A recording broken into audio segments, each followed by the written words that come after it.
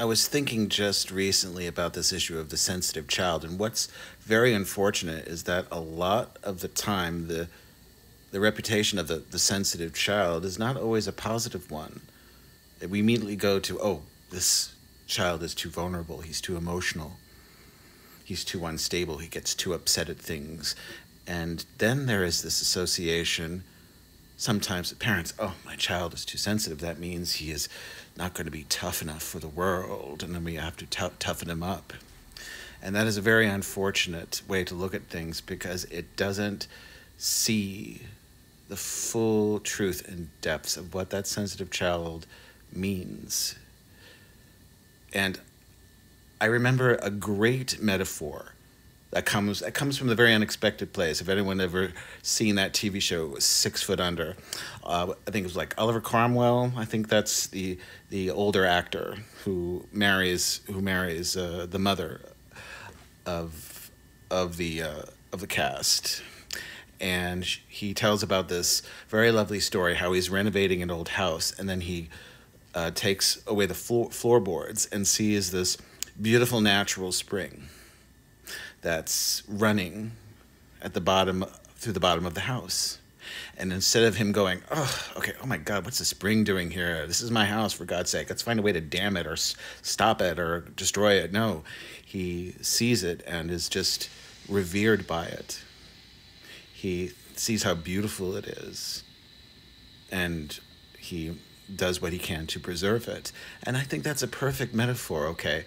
The changing of perspective when it comes to the sensitive child. Because the sensitive child, when you see the sensitive child, that means he is accessing a deeper reservoir of feeling and essence within himself. And yes, I was the sensitive child growing up. But that sensitivity led to my creativity and my artistic talent. That sensitivity led to other creative ventures in my writing. And then my sensitivity led to my spiritual path, and then my healing path, into my intuition. That is what accessing that deeper sensitivity offered me. And we're still dealing with this strange stigma saying, uh-oh, sensitive child, let's toughen him up for the real world. Okay, let's really think if we can do what that character did to preserve the beauty of those deeper reservoirs. Because when you see a sensitive child, that means I see the potential that he is going to act something deeper within himself. Deeper meaning creativity or intuition, or passion, deep passion for something, deep feeling for something, deep caring for something, like being a healer or a therapist, or just all those things that require sensitivity, creativity, intuition. All right? So instead of looking at that child and saying, okay, gotta toughen them up, we say, okay, what can we do to preserve this sensitivity and create healthy structure around it to make sure it grows? All right.